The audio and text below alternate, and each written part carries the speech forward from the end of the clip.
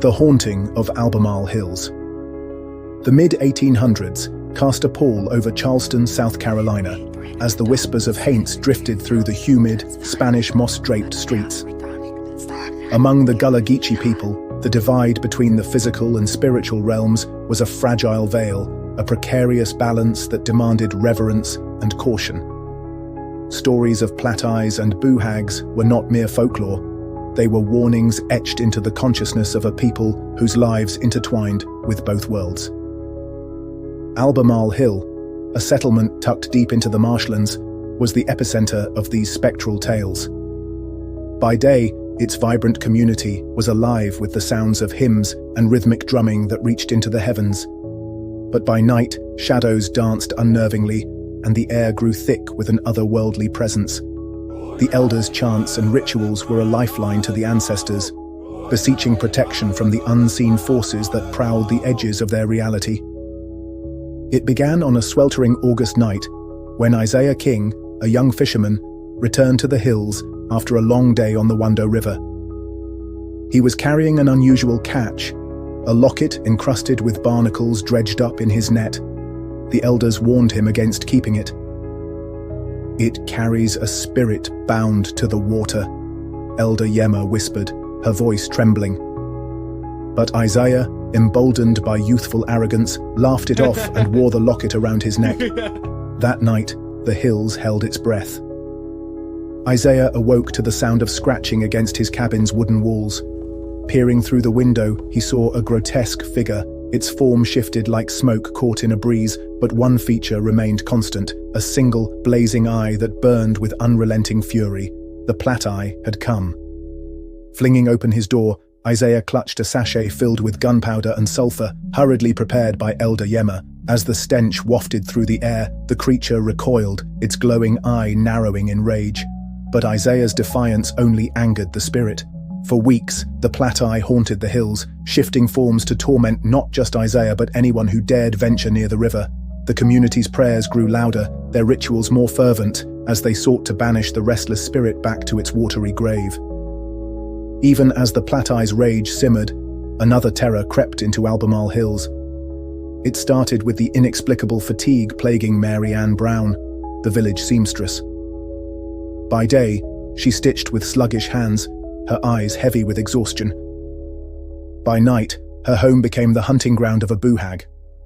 One evening, Elder Yema scattered salt along Mary Ann's windowsills and placed a broom by the door, a desperate attempt to ward off the entity. But the boo-hag was cunning. It slipped through a crack in the chimney, riding Mary Ann until she fell into a fitful slumber. Her neighbors found her the next morning, pale and frail, her body an empty vessel. The boo-hag's reign didn't end there. By wearing the skin of its victims, it moved among the people unnoticed, preying on the hills from within. The community's trust eroded as paranoia festered. No one knew who might be hiding the demon beneath their flesh. Desperation united the Gullah Geechee people.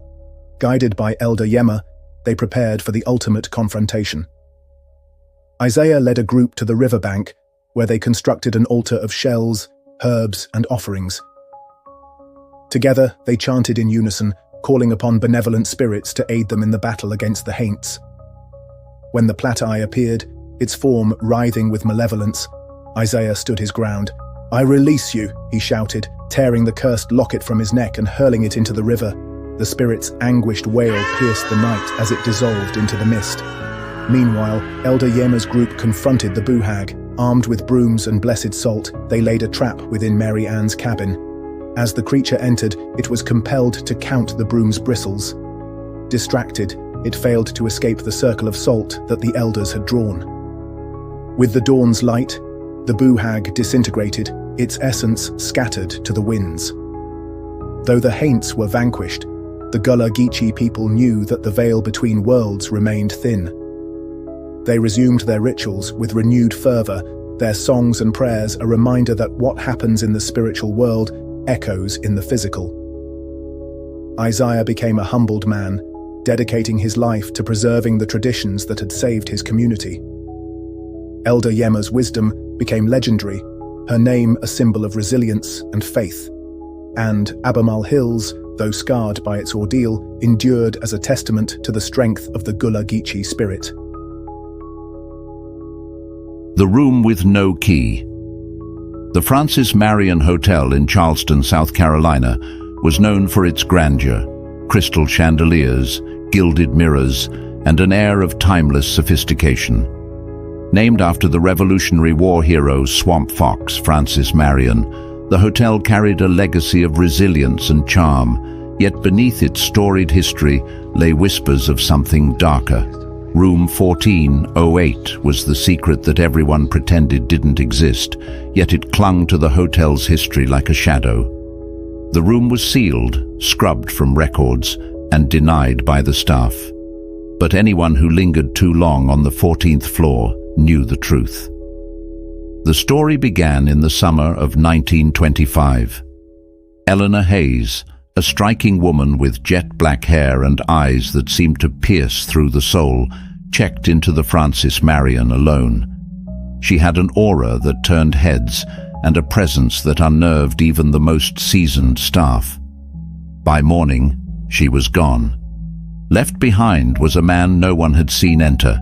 He was dead, his face twisted in a rictus of pure terror, and above the bed a single charred handprint lingered on the wall. The room was boarded up, but Eleanor's presence remained. Decades passed, and the Francis Marion tried to bury its secrets. Yet the stories grew. Guests on the 14th floor complained of faint whispers calling their names, shadows moving where no light could cast them, and the sensation of icy fingers brushing their skin. Staff hurried past the corridor late at night, refusing to meet the darkened doorway of room 1408. Among the hotel's many ghostly tales was the story of Ned Cohen, a New Yorker who leapt to his death after his Southern Belle lover ended their affair. Guests often reported windows rattling late at night or feeling a ghostly caress on their necks. Some wondered if Ned's restless spirit lingered near room 1408, drawn by its dark allure. By the early 1980s, the hotel's reputation had attracted thrill-seekers and skeptics alike. Among them was Robert Blake, an ambitious writer hunting for his next big story. Brash and confident, he slipped the concierge a hefty tip and was led to the sealed room. "I'll uncover the truth," he declared, notebook in hand. The room greeted him with silence. Its air was heavy, carrying the faint scent of lilies mixed with something acrid like burnt hair. The decor was frozen in time, with antique furnishings that seemed to watch his every move. As the hours passed, Robert jotted down his observations, dismissing the oppressive atmosphere as theatrics. But as midnight approached, the room grew colder. The chandelier flickered, casting long, wavering shadows. A faint laugh echoed, soft and lilting. Robert froze, the sound prickling his skin. It grew louder, morphing into a guttural scream that vibrated the walls. He turned toward the source but saw nothing, only the mirror on the far wall, its surface rippling like water. Slowly, a figure emerged. Eleanor, her hair dripping as though she'd risen from the depths, her hollow eyes fixed on him. Robert's screams brought no help. The next morning, the staff found room 1408 sealed as if it had never been opened. His belongings were gone, save for his notebook, which lay in the center of the bed. Its final page held a single sentence, scrawled in frantic, looping letters. "The room is alive." The footage from his hidden recorder was recovered weeks later. It showed Robert pacing the room, talking to himself until the final minutes. The camera's lens filled with static, and then, for a fraction of a second, Eleanor's face appeared, her mouth opening impossibly wide. To this day, the Francis Marion denies the existence of room 1408, yet guests occasionally report their keycards unlocking unassigned doors, leading to a room that shouldn't be there. Those who enter speak of an overwhelming sense of dread, the faint scent of lilies, and the haunting impression that they are not alone. Some even claim to hear windows rattling or feel a phantom touch on their skin, as though Ned Cohen himself might still be searching for his lost love. The room's hunger remains, waiting for its next visitor, and its secrets linger in the minds of those who dare to seek them. The Whispering Walls of 21 Magazine. The year was 1947, and the old Charleston jail, colloquially known as 21 Magazine, loomed over the city like a decayed sentinel of history. Its weathered facade bore scars of an earthquake and decades of human suffering, yet it remained a site of fascination. Though officially closed since 1939, the jail was a magnet for the curious and the reckless, its reputation marred by ghost stories and whispered horrors. That summer, a young historian named Evelyn Price arrived in Charleston, eager to document the lives of its most infamous inmates. Armed with her notepad and the confidence of youth, she secured permission to spend a night inside the old jail. The building had recently been purchased by a wealthy eccentric, Thomas Whitaker, who planned to renovate it into a museum. He warned Evelyn about the local legends, the restless spirits of pirates, Union soldiers, and Lavinia Fisher, the country's first female serial killer, who were said to roam the halls. Evelyn dismissed the tales as folklore, relics of a superstitious past. Her rational mind clung to facts, not phantoms. But as the sun set and the shadows lengthened, the oppressive air inside the jail began to weigh on her. Evelyn's exploration began in the lower cells, where prisoners like Denmark Vesey were rumored to have spent their final days. The dim light of her lantern revealed walls etched with crude carvings, names, prayers, and curses scratched into the stone. In one cell, she found the faint outline of a crude noose scrawled on the wall. A chill ran down her spine, but she pressed on, muttering notes to herself. It was near midnight when Evelyn heard it, a low murmur, barely audible over the creak of the wooden floorboards. She followed the sound, her lantern casting flickering shadows that danced like restless souls. The murmurs grew louder, resolving into words. They march, they rise. She turned a corner and froze. There, standing in a line, were faint, translucent figures. Men in ragged uniforms, their faces stoic and determined. Evelyn recognized the insignia of the 54th Massachusetts Regiment. They seemed to be reenacting their final march to Fort Wagner, their spirits forever trapped in a loop of courage and sacrifice. As she watched, one soldier turned his head toward her, his hollow eyes meeting hers. Evelyn fled to the octagonal wing, hoping to find refuge in the eerie silence of the upper floors. Instead, she found Lavinia Fisher's cell. A faint, sickly sweet scent filled the air, and her lantern dimmed inexplicably. Evelyn knew Lavinia's legend well, a woman accused of luring travelers to their deaths. The locals claimed her ghost still prowled the jail, laughing at those foolish enough to disturb her rest. A sudden burst of cold air extinguished Evelyn's lantern. In the pitch-black darkness, a high-pitched giggle echoed through the cell. "You came to see me, didn't you?" a voice whispered, inches from her ear. Evelyn's scream was swallowed by the walls. Desperate to escape, Evelyn stumbled down to the first floor, where she tripped over a chain.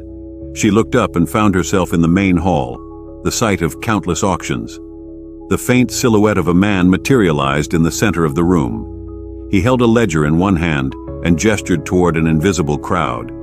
"Sold! To the gentleman in the hat!" his voice boomed. Behind him, the spectral forms of a woman and her children appeared, their faces contorted in silent anguish. Evelyn recognized the scene from her research, Alonzo J. White's infamous auction of Holly and her 9 children. The specter of the auctioneer turned to her, his eyes blazing like embers. "This is no place for you," he hissed. When Evelyn finally stumbled out of the jail at dawn, her notepad was missing, and her hair had turned a streaked gray. She refused to speak of what she had seen, abandoning her career and retreating into obscurity. The old Charleston jail was soon renovated, its horrors buried beneath layers of plaster and paint. But those who work there today speak of cold spots, disembodied whispers, and the faint sound of marching boots in the dead of night. The spirits of 21 Magazine endure, their stories etched into the very stones of the jail. They are waiting for justice, for redemption, or perhaps just for someone brave or foolish enough to hear them.